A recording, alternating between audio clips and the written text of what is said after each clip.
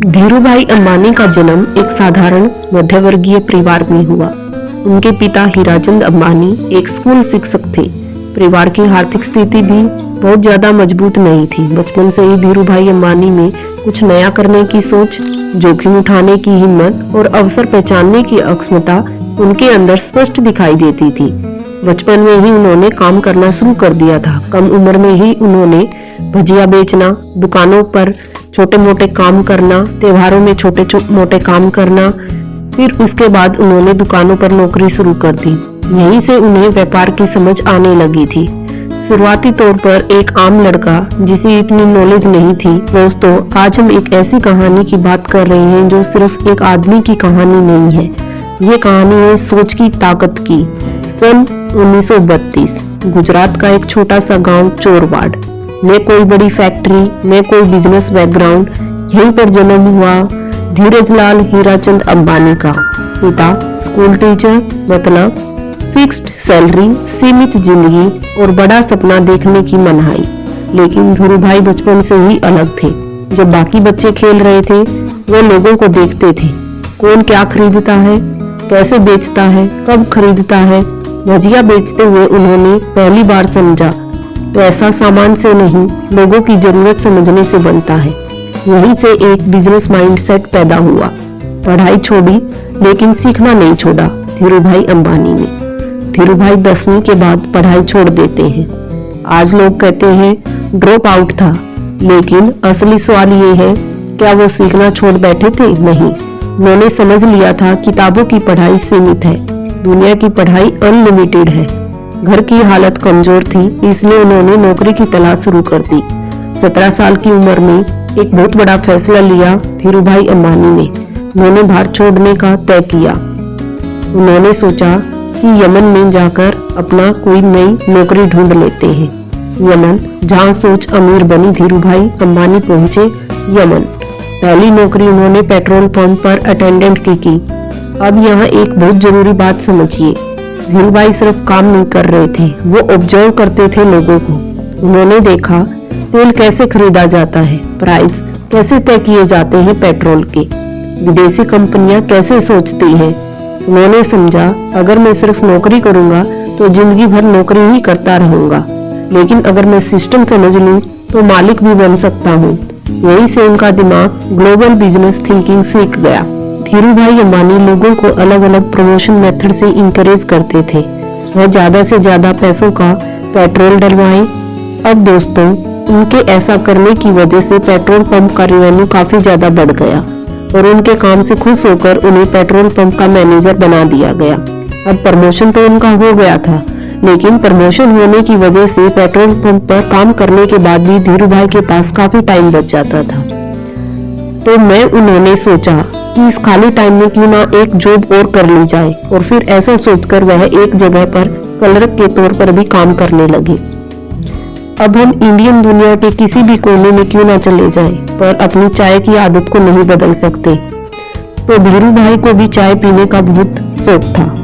अब वैसे तो इसके पास 2 ऑप्शन थे, वह रोड साइड भी 10 पैसे की चाय पिए या फिर किसी 5 स्टार होटल में 1 रुपए की। लेकिन यहाँ पर धीरूभाई ने 1 रुपए वाली चाय को ही चुना, ताकि वह चाय की चुस्कियां लेते लेते आसपास के अमीर लोगों की बातों को सुनकर यह जान सके कि आखिर वह ऐसा क्या करते हैं कि वह इतने अमीर बन जाते हैं। तो एक दिन जब वह चाय पी रहे थे, तभी उन्होंने अपनी बगल वाली टेबल पर बैठे हुए 2 लोगों की बातें सुनी, जिसमें से एक व्यक्ति दूसरे को बता रहा था कि क्या तुम्हें पता है कि हमारे यमन में जो चांदी के रिलायल के सिक्के चलते हैं ना, उनमें लगी चांदी की कीमत इस रियाल से भी ज्यादा है, यानी कि 1 करोड़ की चांदी है। अगर कोई इसे पिघलाकर निकाल ले तो फिर उसके पास पैसे ही पैसे होंगे। अब वैसे तो यह अमीर लोग इस बात को बस मजाक मजाक में कर रहे थे, लेकिन धीरूभाई ने इसे सीरियसली ले लिया। उन्होंने एक मशीन खरीदी और फिर लाखों की संख्या में सिक्कों को पिघलाकर, जैसे जैसे धीरूभाई का यह काम आगे बढ़ा, मार्केट में सिक्कों की कमी होने लगी और गवर्नमेंट भी इस बात से परेशान थी कि आखिर ये सिक्के जा कहाँ रहे हैं। तो दोस्तों, जब गवर्नमेंट ने इस बात की जांच के लिए इन्वेस्टिगेशन टीम बनाई, तब धीरूभाई अंबानी का नाम सामने आया। हालांकि जब तक पुलिस उनके ठिकाने पर पहुंची, धीरू भाई सारे पैसे इकट्ठा करके वहां से इंडिया के लिए चल चुके थे। यह बात है सन 1958 की, जब धीरू भाई वापस अपने घर पहुंचे। जब उनके पिता ने यह सुना कि वह नौकरी छोड़कर आए हैं तो वह काफी ज्यादा नाराज हुए। रिश्तेदारों ने भी काफी क्रिटिसाइज किया, लेकिन फिर भी उन्होंने किसी भी बातों पर ध्यान नहीं दिया। यमन से वापस आकर कुछ समय गांव में बिताने के बाद उन्होंने कोकला बहन से शादी कर ली और फिर उसके बाद अपना बिजनेस स्टार्ट करने के लिए मुंबई चले गए। सन 1958 में ही उन्होंने अपने पैसों के साथ एक व्यापारियों से एक यूनियन बनाकर रखा और वह सभी मिलकर किसी भी नए व्यापारी को इस इंडस्ट्री में एंटर नहीं होने देते थे। अगर किसी को एंटर करना भी है तो उसे पहले यूनियन के लीडर से परमिशन लेनी पड़ती थी। इस तरह से एक नए फील्ड में उतरना धीरू भाई अंबानी के लिए काफी चैलेंजिंग हो गया था। हालांकि काफी मेहनत करने के बाद उन्होंने यह परमिशन तो मिल गई, लेकिन इसके बाद उन्हें पता चला कि वह जिस फैक्ट्री से सूद खरीद रही है उन्होंने भी एक यूनियन बना रखा है और उन्हें फाइनल प्रोडक्ट बेचा जाता है, उनका भी एक अलग यूनियन है। इस तरह से यह सभी मिलकर इनके बीच के ही व्यापारियों को लूट रहे थे, क्योंकि एक तो फैक्ट्री वाले सूत महंगे में सेल कर रहे थे और दूसरी तरफ खरीदार उसे सस्ते में ले रहे थे। बीच में नुकसान हो रहा था धीरू भाई का और उनके जैसे कई सारे व्यापारियों का। यह सब देखने के बाद धीरू भाई ने एक बहुत बड़ा स्टेप लिया और अपनी यूनियन के सभी मेंबर्स को इकट्ठा करके यह डिसाइड किया कि हम सब फैक्ट्री में सस्ते में माल उठाएंगे और महंगे में बेचेंगे, ताकि हमें भी अपने हक का पूरा प्रॉफिट मिल सके। ऐसा करने पर मुंबई के कई बड़े व्यापारी नाराज हो गए और इसलिए उन्होंने एक IAS ऑफिसर को पैसे खिलाकर उस जगह पर ताला लगवा दिया जहाँ पर खरीदारी के लिए बोली लगाई जाती थी। लेकिन दोस्तों, धीरू भाई अंबानी का दिमाग भी किसी से कम थोड़ी था। उन्होंने जब गोदाम में ताला लगा देखा तो अपना विरोध जताने के लिए यूनियन के मेंबर के साथ मिलकर अपना सारा माल उसी IAS ऑफिसर के घर के सामने रखवा दिया। अब कुछ ही घंटों में उस IAS के घर पर बड़े ऑफिशियल आने लगे और वह घर के सामने बिखरी हुई बोरियों को देख लेते तो उन्हें IAS की हरकतों का पता लग जाता। इसी वजह से अपनी नौकरी को बचाने के लिए कुछ ही मिनटों के अंदर उस IAS ऑफिसर ने ताला खुलवा दिया और धीरू भाई समेत उन सभी व्यापारियों का कारोबार फिर से चल पड़ा। इसके कुछ साल के बाद तब तक तो सब कुछ सही चल रहा था, लेकिन फिर चंपकलाल दमानी और धीरू भाई अंबानी के बीच में डिस्प्यूट होने लगी। असल में दोनों का बिजनेस माइंडसेट बहुत ज्यादा अलग अलग था, इसलिए 1965 में चंपकलाल दमानी ने पार्टनरशिप खत्म करने की सोची और फिर दोनों अलग हो गए। 1966 में धीरू भाई अंबानी ने गुजरात के रोंदा में टेक्सटाइल मिल शुरू की और फिर यहाँ से उन्होंने कभी भी पीछे मुड़कर नहीं देखा। उसी दौरान सरकार रिप्लेसमेंट लाइसेंस लेकर आई, जिसके तहत व्यापारी बाहर के देशों में सस्ते फैब्रिक मंगवा सकते थे, लेकिन शर्त यह थी कि उसे कुछ नया बनाकर वापस से दूसरे देश में एक्सपोर्ट करना होगा। यहाँ पर धीरू भाई अंबानी ने चालाकी दिखाते हुए अपनी सारी सेविंग से विदेशी फैब्रिक खरीद लिया और फिर उससे तरह तरह के आउटफिट जैसे कि टी-शर्ट, शॉल और शॉर्ट्स बनाने लगे। इस नए कारोबार के लिए ब्रांड नेम रखा गया विमल, जो कि उनके बड़े भाई रमणीक लाल अंबानी के बेटे विमल अंबानी के नाम पर रखा गया था। अब मशीनें लग चुकी थी, कपड़ों का प्रोडक्शन भी भारी मात्रा में होने लगा था, लेकिन उन्हें बाजार में उतारने के लिए दूसरे टेक्सटाइल मालिकों ने एक चाल चली। एक्चुअली उन्होंने अपने सभी रिटेलर से यह कह दिया कि अगर धीरू भाई अंबानी से आपने माल खरीदा तो फिर वो उन्हें आगे से माल नहीं देंगे। कंपटीटर चाहते थे कि धीरू भाई अंबानी का बिजनेस बंद हो जाए, इसलिए दूसरे टेक्सटाइल मालिकों की यह साजिश भी धीरू भाई अंबानी को रोक नहीं सकी। धीरू भाई पूरे देश में घूमे और रिटेलर्स को यह भरोसा दिलाया कि वह माल उन्हीं से ही खरीदे। उन्होंने सभी रिटेलर से यह वादा किया कि अगर नुकसान होगा तो उनके पास आना, अगर मुनाफा हुआ तो अपने पास रख लेना। धीरू भाई की यह बात थोक व्यापारियों को भी भा गई और उन्होंने उनसे जमकर कपड़े की खरीदारी की। अब क्योंकि पॉलिस्टर की क्वालिटी मार्केट में मौजूद बाकी ब्रांड्स के मुकाबले बहुत ही बढ़िया थी, इसलिए विमल के कपड़ों की डिमांड बहुत तेजी से बढ़ने लगी। और दोस्तों, एक मौका तो ऐसा भी आया जब एक ही दिन में देश भर में विमल के 100 शोरूम का उद्घाटन किया गया और विमल उस जमाने का नंबर 1 पॉलिस्टर ब्रांड बन गया। इसके अलावा वर्ल्ड बैंक की टीम ने जब धीरूभाई के नरोंदा स्थित कपड़ा मिल का इंस्पेक्शन किया तो फिर उन्होंने उसे इंडिया का बेस्ट टेक्सटाइल मिल कहा। साथ ही यहाँ पर बने हुए कपड़े डेवलप्ड कंट्री के स्टैंडर्ड्स पर भी एक्सीलेंट साबित हुए। लेकिन दोस्तों, यह सफर धीरूभाई अंबानी के लिए इतना आसान नहीं था। धीरूभाई अंबानी पर केस कर दिया गया। कुछ कंपटीटर ने उनका फायदा उठाने की कोशिश की। इसके बाद से धीरूभाई अंबानी ने यह सफाई दी कि शर्तों में यह कहाँ लिखा गया कि बाहर के देशों से माल मंगवाकर 100% प्रोडक्ट को ही एक्सपोर्ट कर दिया जाएगा।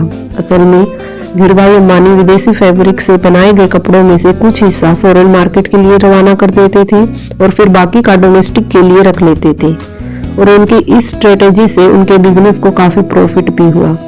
साथ ही विमल देश सहित विदेशों में भी अपनी अच्छी पहचान बनाने में कामयाब हो गया। इस एरिया में मिली सफलता के बाद धीरूभाई अंबानी ने धीरे धीरे कई और भी दूसरे सेक्टर्स में अपने बिजनेस को एक्सपेंड करना शुरू कर दिया। 8 मई 1973 को कंपनी का नाम रिलायंस 77 के बीच इसका एक एनुअल टर्नओवर करोड़ों में गया।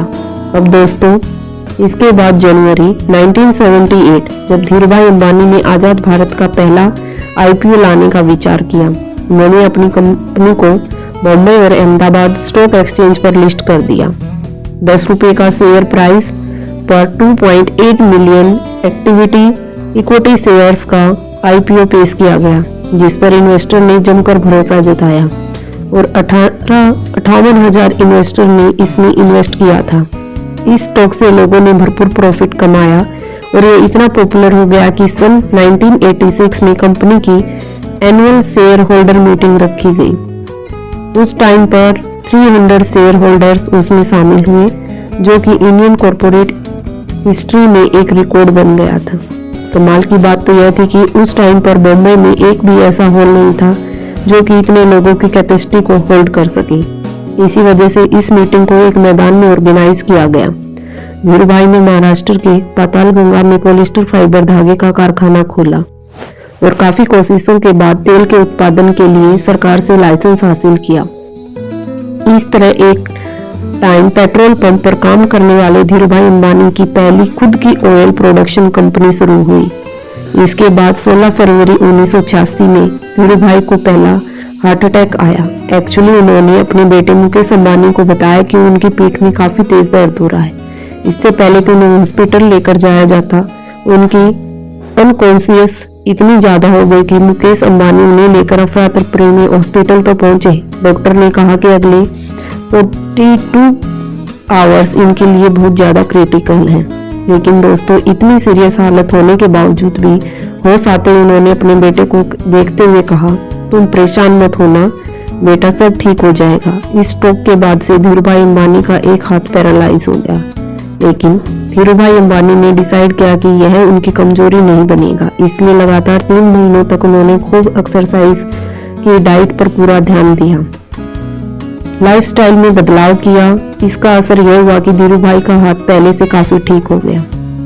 आगे चलकर धीरूभाई अंबानी एक ऐसे गोल्डन एरिया में एंटर किए जब इनके बिजनेसेस कई सारे सेक्टर में तेजी से एक्सपेंड होने लगे। एक्चुअली 1992 में धीरूभाई अंबानी ने वो करके दिखाया कि उस समय की बड़ी बड़ी इंडियन कंपनीज ने सपने में भी नहीं सोचा था।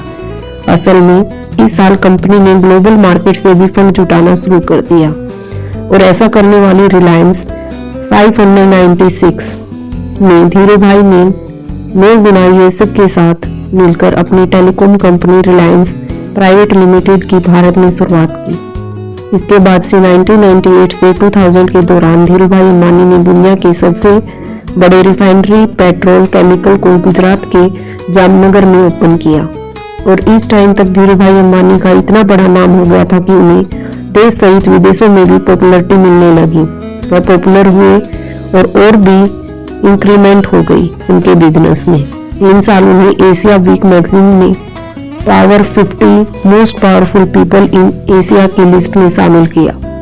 ये इंडिया के लिए बहुत ही गर्व की बात थी और इससे भारत के पोटेंशियल्स के बारे में काफी देशों को भी अंदाजा होने लगा था कि इंडिया कुछ भी हासिल कर सकता है।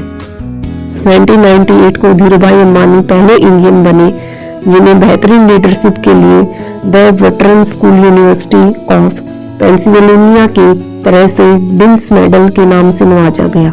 इसके अलावा 1998 में धीरूभाई अंबानी को बिजनेसमैन ऑफ द ईयर के अवार्ड से भी सम्मानित किया गया। उन्हें लाइफ टाइम अचीवमेंट का अवार्ड दिया गया। दोस्तों कहते हैं कि यह सब अवार्ड और सम्मान भले ही सिर्फ धीरूभाई अंबानी को मिले, लेकिन उनकी सफलता के पीछे उनकी वाइफ कोकिला बहन का भी पूरा हाथ था। एक्चुअली जब धीरूभाई अंबानी मुंबई शिफ्ट हुए थे तब उन्होंने कोकिला बहन को इंग्लिश सीखने के लिए कहा था ताकि व्यापार में वह भी उनकी मदद कर सके। इसके अलावा धीरूभाई अंबानी जब भी कोई नया काम शुरू करने जाते थे उस पर कोकिला बहन का विचार जरूर मांगते थे। इसी तरह के स्पोर्ट्स और मेहनत का ये नतीजा है कि मसाले और पॉलिस्टर बेचने से शुरुआत करने वाले धीरूभाई अंबानी साल 2000 तक देश के सबसे अमीर लोगों में जाने लगे। उन्होंने 350 स्क्वायर फीट के कमरे से अपने बिजनेस की शुरुआत की थी और फिर देखते ही देखते कहा जाता है कि अपने सपनों को पूरा करने के लिए अंबानी बहुत डिसिप्लिन लाइफ जीते थे। उन्होंने अपने काम करने के घंटे भी तय कर रखे थे, कभी भी 10 घंटे से ज्यादा काम नहीं करना। पहले हार्ट अटैक के बाद से उनकी तबीयत लगातार खराब रहने लगी थी, जिसके चलते उन्हें हर थोड़े दिनों में हॉस्पिटल का चक्कर लगाना पड़ता था। जून 2002 का वो दिन जब धीरूभाई अंबानी को फिर से एक डेडली स्ट्रोक आया। उन्हें मुंबई के ब्रिज कैंडी हॉस्पिटल में एडमिट कराया गया। डॉक्टर्स ने बहुत कोशिश की, लेकिन लगातार ट्रीटमेंट के बाद भी उनकी हालत में कोई सुधार नहीं आया। साल 2002 को 69 साल की उम्र में उन्होंने दुनिया को अलविदा कह दिया और अरबों का साम्राज्य अपने बेटों के लिए छोड़ गए। जिस समय उनकी मृत्यु हुई थी उस समय कंपनी का टर्नओवर करोड़ों में था। ग्लोबल फॉर्च्यून 4 लिस्ट में भी रिलायंस ने अपनी जगह बना ली थी। कमाल की बात तो यह थी कि इतनी दौलत और शोहरत हासिल करने के बाद भी उन्होंने एक भी साधारण जीवन जिया, अपनी रूटीन को कभी नहीं भूले और एक मामूली से पकोड़े बेचने वाले के लिए जीरो से शुरुआत करके कई पीढ़ियों तक चलने वाला एक साम्राज्य खड़ा कर दिया। धीरूभाई अंबानी ने यह काम करके दिखाया ऑलमोस्ट इम्पॉसिबल को। हर इम्पॉसिबल चीज को पॉसिबल करके उन्होंने दिखाया कि कैसे एक साधारण सा बच्चा करोड़ों रुपए कमा सकता है। ये थी धीरूभाई अंबानी की बायोग्राफी। चैनल को लाइक, शेयर और सब्सक्राइब करना न भूलें और अपने फ्रेंड सर्कल में भी भेजें।